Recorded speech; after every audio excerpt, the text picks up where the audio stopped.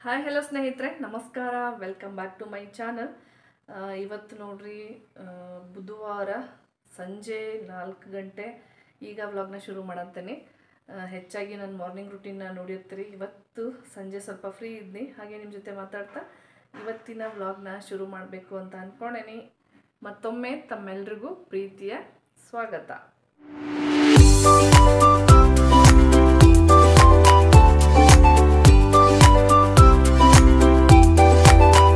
ಹಂಗೆ ಏನಪ್ಪ ಅಂದ್ರೆ ಒಂದು 3 ದಿವಸ ಆಯಿತು ಪನ್ನೀರ್ ಕಬಾಬ್ ಮಾಡೋನು, ಪನ್ನೀರ್ದು ಏನಾದರೂ ರೆಸಿಪಿ ಮಾಡೋನು ಅಂದ್ಕೊಂಡು ನಾನು ನಮ್ಮ ಮನೆಯವ್ರ ಹತ್ರ 2 ಪ್ಯಾಕೆಟ್ ಪನ್ನೀರ್ ಪ್ಯಾಕೆಟ್ ತರಿಸಿದ್ನಿ.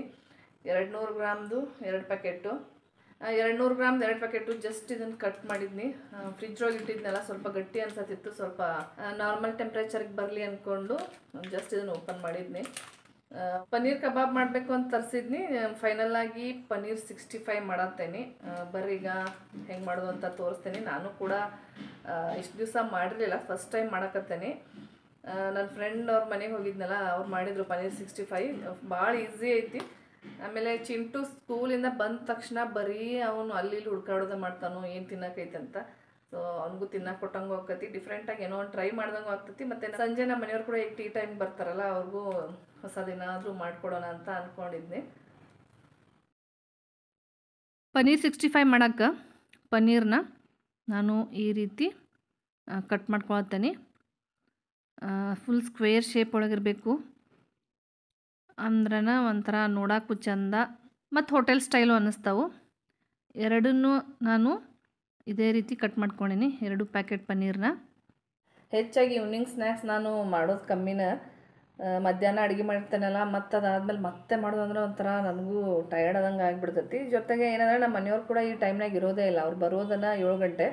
ಇನ್ನೇನು ಊಟದ ಟೈಮ್ ಆಗಿರ್ತೈತಲ್ಲ, ಇನ್ನೇನು ಮಾಡೋದು ಅಂದ್ಕೊಂಡು ನಾನು ಹೆಚ್ಚಾಗಿ ಮಾಡ್ತಿರ್ಲಿಲ್ಲ. ಈಗೀಗ ಪಾಪ ಮಕ್ಕಳಾದರೂ ತಿಂತಾರಲ್ಲ, ಸಂಜೆ ಸ್ಕೂಲಿಂದ ಬಂದಮೇಲೆ ಶ್ರೇಯಸ್ಸನ್ನು ಸಂಜೆ ಏನಾದರೂ ಮಾಡಂತಿರ್ತಾನೋ, ಹಾಗಾಗಿ ಏನಾದರೂ ಮಾಡ್ಬೋದು ಡಿಫ್ರೆಂಟ್ ಅಂದ್ಕೊಂಡು ಈಗೀಗ ಸ್ವಲ್ಪ ಡೈಲಿ ಏನೇನಾದರೂ ಹೊಸ ಟ್ರೈ ಮಾಡತ್ತೇನೆ.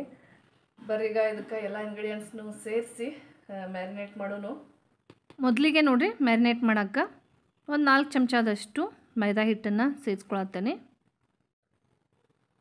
ಅದಾದಮೇಲೆ ಕಾರ್ನ್ಫ್ಲೋರು, ಇದನ್ನು ಒಂದು 3 ಚಮಚದಷ್ಟು ಸೇರಿಸ್ಕೊಳತ್ತೇನೆ.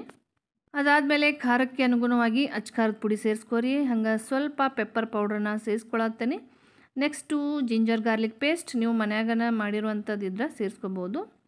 ನಾನು ಮಾಡಿರೋದೆಲ್ಲ ಖಾಲಿಯಾಗಿತ್ತು, ಹಾಗಾಗಿ ರೆಡಿಮೇಡ್ನ ಸೇರಿಸ್ಕೊಳತ್ತೇನೆ. ರುಚಿಗೆ ತಕ್ಕಷ್ಟು ಉಪ್ಪು, ಹಂಗೆ ಗರಂ ಮಸಾಲ ನೋಡ್ಕೊಂಡು ಸೇರಿಸ್ಕೊಳ್ರಿ. ಎಲ್ಲ ಜಾಸ್ತಿ ಹಾಕಿಬಿಟ್ರೆ ಖಾರ ಆಗಿಬಿಡ್ತೈತಿ. ಮತ್ತು ಜೀರಾ ಪೌಡ್ರು, ಅದಾದಮೇಲೆ ಅರ್ಧ ಚಮಚದಷ್ಟು ಧನಿಯಾ ಪುಡಿ, ಹಂಗೆ ಸ್ವಲ್ಪ ಚಾಟ್ ಮಸಾಲ ಸೇರಿಸ್ಕೊಳತ್ತೈತಿ. ಅರ್ಧ ಹೋಳು ನಿಂಬೆ ಹಣ್ಣನ್ನು ಸೇರಿಸ್ಕೊಳತ್ತೇನೆ, ಹುಳಿ ಹುಳಿಯಾಗಿ ಟೇಸ್ಟ್ ಚಲೋ ಇರ್ತೈತೆ ಅಂಥೇಳಿ.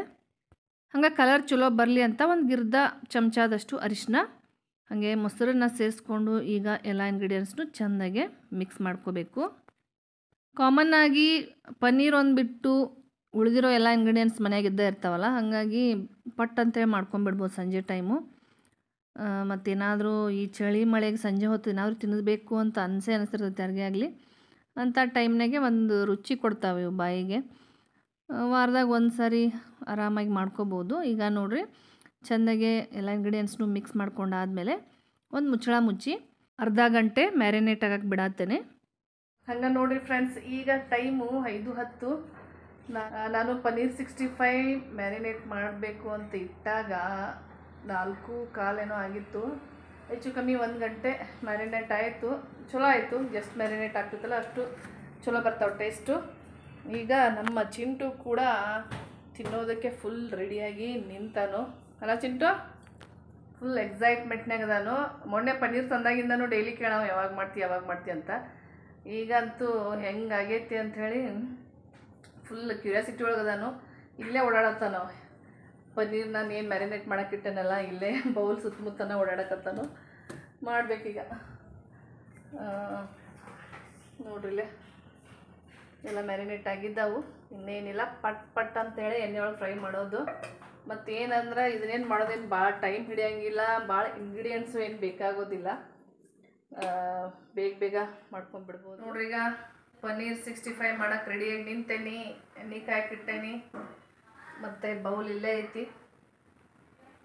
ನೋಡಿ ಎಷ್ಟು ಚಂದ ಮ್ಯಾರಿನೇಟ್ ಆಗ್ಯಾವ ಅಂತೇಳಿ. ಈ ಥರ ಮ್ಯಾರಿನೇಟ್ ಮಾಡೋಕ್ಕಿಟ್ರೆ ಏನಾಗ್ತೈತೆ ಅಂದರೆ ಉಪ್ಪು ಖಾರ ಎಲ್ಲ ಚೆಂದಾಗೆ ಹಿಡಿತೈತಿ ಪನ್ನೀರು. ಇಲ್ಲ ಇಡೋನು. ಇವತ್ತು ನಮ್ಮ ಕ್ಯಾಮ್ರಾಮ್ಯಾನ್ ಶ್ರೇಯಸ್ಸು ಸ್ವಲ್ಪ ಫ್ರೀ ಅದಾನು. PUC ಮುಗಿದ್ಮೇಲಂತೂ ಸ್ವಲ್ಪ ಫ್ರೀ ಆಗಿಬಿಟ್ಟ. ನಾವು ಇಷ್ಟು ದಿವ್ಸ ಬರೀ ಓದು ಅಂತಿದ್ನಿ. ಈಗ ಸ್ವಲ್ಪ ಇಂಥದ್ರಾಗೆಲ್ಲ ಹೆಲ್ಪ್ ಆಗ್ತೈತಿ. ಈಗ ನೋಡಿರಿ ಎಣ್ಣೆ ಚೆಂದಾಗೆ ಕಾಯಬೇಕು. ಮೀಡಿಯಮ್ ಉರಿ ಒಳಗೆ ಫ್ರೈ ಮಾಡ್ಕೋಬೇಕಾಗ್ತೈತಿ.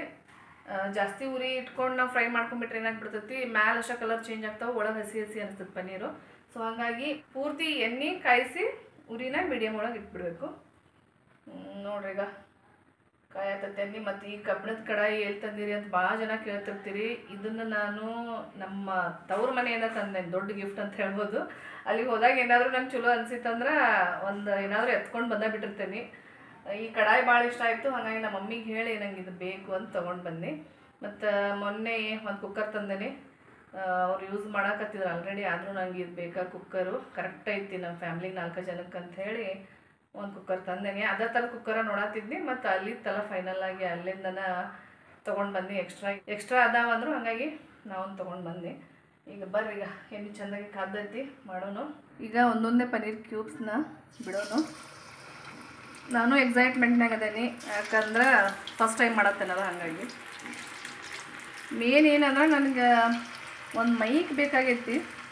ಆದಷ್ಟು ಬೇಗ ಒಂದು ಮೈಕ್ ತೊಗೋಬೇಕಂತ ಅಂದ್ಕೊಂಡೇನಿ. ಇಂಥ ವಿಡಿಯೋ ಎಲ್ಲ ಮಾಡುವಾಗ ಸೌಂಡ್ ಸರಿಯಾಗಿ ಬರೋಂಗಿಲ್ಲ. ಹಾಗಾಗಿ ನಿಮ್ಗೆ ಯಾವುದಾದ್ರೂ ಮೈಕು ಚಲೋ ಅನಿಸಿದ್ರೆ, ಆಲ್ರೆಡಿ ಯೂಸ್ ಮಾಡಕತ್ತಿದ್ರೆ ನನಗೆ ಕಮೆಂಟ್ ಬಾಕ್ಸ್ ಒಳಗೆ ಲಿಂಕ್ ಶೇರ್ ಮಾಡಿರಿ, ನಾನು ತೊಗೋತೇನೆ.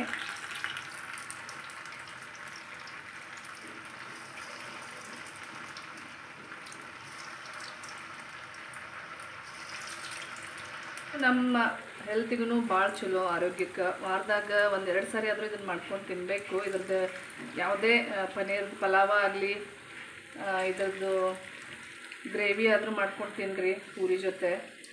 ಮತ್ತು ಡಯಟ್ ಮಾಡೋರಂತೂ ಇದನ್ನು ಹೆಚ್ಚಾಗಿ ತಿನ್ನೋದು. ಕೆಲವೊಬ್ರು ಅಂತಾರೆ ಇದನ್ನು ತಿಂದ್ರೆ ವೇಟ್ ಜಾಸ್ತಿ ಆಗ್ತೈತೆ ಅಂತ. ಹಾಗೇನಿಲ್ಲ, ಡಯಟ್ ಮಾಡೋರು ಇದನ್ನು ತಿನ್ನೋದೇ ಫಸ್ಟು ಮಾರ್ನಿಂಗು.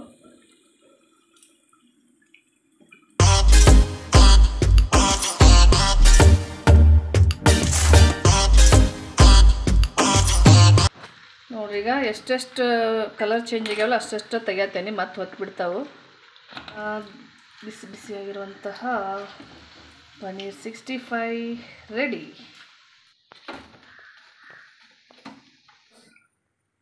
ನೋಡ್ರಿ, ಎಲ್ಲ ಮಾಡಿದ್ನಿ. ಫೈನಲ್ಲಾಗಿ ತೆಗಿಯಾಕ್ತೇನೆ. ನಾನು ಎಲ್ಲಿ 200 ಗ್ರಾಮ್ ಒಳಗೆ ನಮ್ಗೆ ಇಬ್ಬರಿಗಾದ್ರೂ ತಿನ್ನೋಕ್ಕಾಗ್ತಾವೋ ಇಲ್ಲ ಅಂತ ಅಂದ್ಕೊಂಡಿದ್ದೆ. ಅದು ಇಷ್ಟಿಷ್ಟ ಪ್ಯಾಕ್ ಇರ್ತೈತಲ್ಲ, ಕಮ್ಮಿ ಅನ್ಸತ್ತಿತ್ತು. ಮಾಡಿದ ಮೇಲಂತೂ ಸಿಕ್ಕಾಪಟ್ಟೆ ಆಗ್ತಾವೆ. ನೋಡ್ರಿ ಎಷ್ಟೊಂದು ಅದು. ಇದು ನನಗೆ, ಶ್ರೇಯಸ್ಗೆ, ಚಿಂಟುಗ. ಇದು ನೋಡ್ರಿ ಬೌಲ್ ಒಳಗೆ ಇನ್ನೊಂದು ಸ್ವಲ್ಪ ಎಕ್ಸ್ಟ್ರಾ ಏನೈತಲ್ಲ ಮ್ಯಾರಿನೇಷನ್ ಮಾಡಿದ್ದು, ಅದನ್ನು ನಮ್ಮ ಮನೆಯವ್ರಿಗೆ ಇಡ್ತೇನೆ. ಅವ್ರು ಒಂದು 7-7:15 ಬರ್ತಾರೆ ಟೀ ಟೈಮ್ಗೆ. ಬಿಸಿಯಾಗಿ ಮಾಡಿಕೊಡ್ಬೇಕು ಅಂತ ಅಂದ್ಕೊಂಡೇನಿ. ಮತ್ತು ಇದು ನಿಮ್ಗೆ ಕಮ್ಮಿ ಅನ್ಸತ್ತಿರ್ಬೋದು ಈ ಬೌಲ್ನಾಗಿಂದು. ಇದು ಅಷ್ಟು ಮಾಡಿದ ಮೇಲೆ ಜಾಸ್ತಿನೇ ಆಗ್ತಾವೆ. ಇದರ ಅರ್ಧ ಬೌಲ್ನಷ್ಟು ಆಗೇ ಆಗ್ತಾವೆ. ಸೊ ಇದು ಆಮೇಲೆ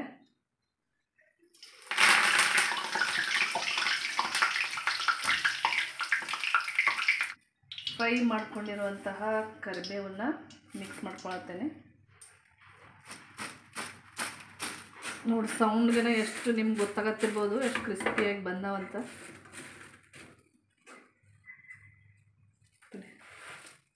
ಎಲ್ಲರೂ ಒಂದು 4 ಟೇಸ್ಟ್ ನೋಡತ್ತೇವೆ. ನಮ್ಮ ಶ್ರೇಯಸ್ ಕೊಡತ್ತೇನೆ. ನಾನು ಒಂದು 4 ಇಟ್ಕೊಳ್ತೇನೆ. ಫಸ್ಟ್ ಟೇಸ್ಟ್ ನೋಡಿ ಹೇಳ್ತೇನೆ ಹೆಂಗೆ ಬಂದಾವಂತ. ನೋಡಿ ಎಷ್ಟು ಚಂದ ಫ್ರೈ ಆಗೈತೆ ಅಂತ ಒಳಗಡೆ.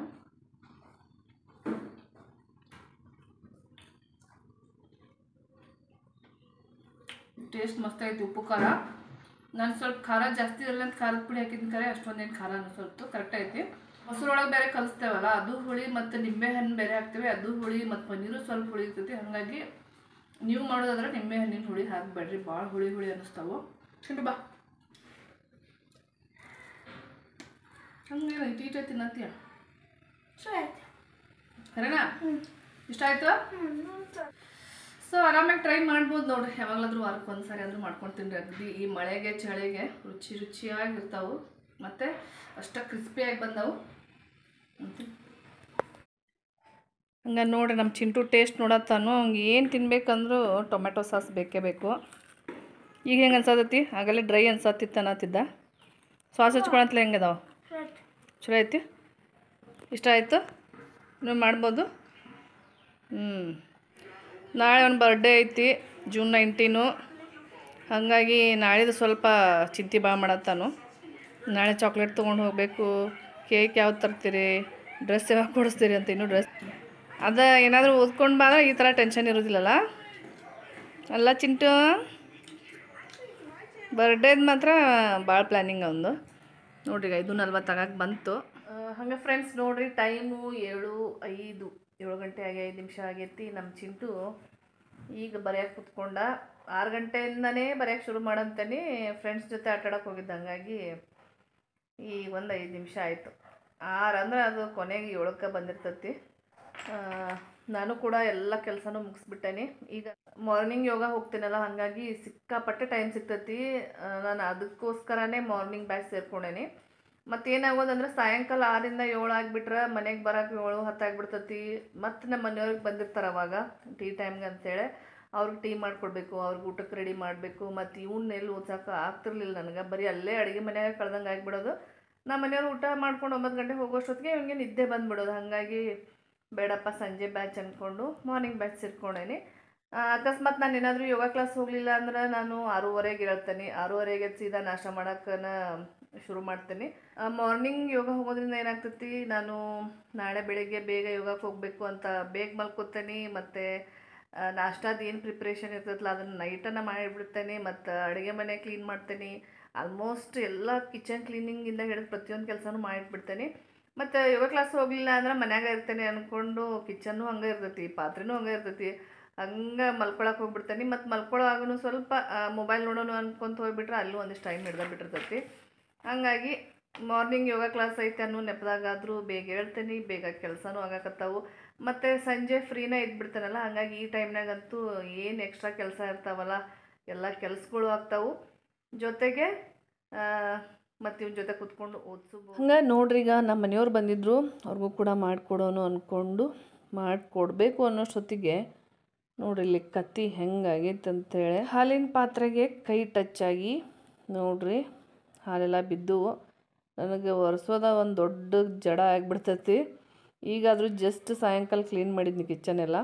ನೋಡ್ರಿ ಈ ಥರ ಹ್ಯಾಂಡಲ್ ಇರೋದಿದ್ದು ಹಾಲಿಂದು ಬೊಗಾನಿ ಎಷ್ಟು ಹುಷಾರಲ್ಲೇ ಇಟ್ಟಿರ್ತೇನೆ. ಅಂದ್ರೆ ಒಂಚೂರಲ್ಲಿ ಕೈ ಟಚ್ ಆದರೂ ಹಾಲು ಬಿಟ್ಟಿರ್ತಾವೆ. ನಮ್ಮ ಮನೆಯವ್ರು ಕೂಡ ಏನೋ ಫೋನಲ್ಲಿ ಮಾತಾಡ್ತಾ ಕೂತಿದ್ರು. 8-10 ಆಗಿತ್ತು. ಬಿಸಿ ಅವ್ರಿಗೂ ಕೂಡ ಮಾಡಿಕೊಡತ್ತಿದ್ದೆ. ನೋಡಿ ಎಷ್ಟೊಂದು ಆದವು. ಮತ್ತು ಅವರು ಕೂಡ ಡೀಪ್ ಫ್ರೈ ಮಾಡಿರುವಂತಹ ಸ್ನ್ಯಾಕ್ಸ್ನ ಇಷ್ಟಪಡೋದಿಲ್ಲ ಹೆಚ್ಚಾಗಿ. ಶ್ರೇಯಸ್ಗೆ ಚಿಂಟುಗ ಮಾಡಿಕೊಟ್ಟಿದ್ನಲ್ಲ, ಹಾಗಾಗಿ ಸುಮ್ಮನೆ ತಿನ್ನತ್ತಿದ್ರು. ಇಲ್ಲ ಅಂದರೆ ಹೆಚ್ಚಾಗಿ ಇಂಥದ್ದೆಲ್ಲ ಕೊಡಬೇಡ ಅಂತಾರೆ, ಅವ್ರು ಇಷ್ಟಪಡೋದಿಲ್ಲ. ಮತ್ತು ಅವರು ವ್ಲಾಗ್ ಒಳಗೆ ತೋರಿಸೋದು ಅಂದ್ರೆ ಅವ್ರಿಗೆ ಇಷ್ಟ ಆಗೋದಿಲ್ಲ. ತೋರಿಸ್ಬೇಡ ಅಂತ ಇದ್ದರು. ಹಂಗಾಗಿ ನಿಮ್ಮ ಮುಖ ಏನು ತೋರ್ಸಂದ್ರೂ ತೋರಿಸಲ್ಲ ಅನ್ನತ್ತಿದ್ನಿ ಅವ್ರಿಗೆ. ಹಾಗೆ ಫ್ರೆಂಡ್ಸ್ ನೋಡ್ರಿ, ಈಗ ಟೈಮ್ 10 ಗಂಟೆ ಆಗಿ ಬಂದೈತಿ. 10 ಗಂಟೆಗೆ 10 ನಿಮಿಷ ಊಟ ಎಲ್ಲ ಆಯ್ತು ಎಲ್ರದ್ದು. ಹಂಗೆ ಫ್ರೆಂಡ್ಸ್ ನೋಡ್ರಿ, ಟೈಮ್ ಈಗ 10ಕ್ಕೆ 10 ನಿಮಿಷ ಊಟ ಆಯ್ತು ಎಲ್ರದ್ದು. ನಮ್ಮ ಮನೆಯವ್ರು ಕೂಡ ಊಟ ಮಾಡ್ಕೊಂಡು ಹೋದ್ರು. ಚಿಂಟು ನಾಳೆ ಬರ್ತ್ಡೇ ಇತ್ತಲ್ಲ, ಹಾಗಾಗಿ ನೋಡ್ರಿ ಚಾಕ್ಲೇಟ್ ಕೊಡ್ಸ್ಕೊಂಬಂದು ನಾನು 2 ಪ್ಯಾಕೆಟು. ಮತ್ತು ಅವ್ರ ಸ್ಕೂಲ್ನಾಗ ಒಂದು ಕಂಡೀಷನ್ ಐತೆ, ಏನಂದ್ರೆ ಕಾಸ್ಟ್ಲಿ ಚಾಕ್ಲೇಟ್ಸ್ನ ತೊಗೊಂಡು ಹೋಗಬಾರ್ದು. ಜಸ್ಟ್ 1 ರೂಪಾಯಿದಷ್ಟು ಕೊಟ್ಟು ಕಳ್ಸೋಂಗೆ ಇದ್ರೆ ಕೊಟ್ಟು ಕಳಿಸ್ಬೋದು, ಇಲ್ಲಾಂದರೆ ಇಲ್ಲ.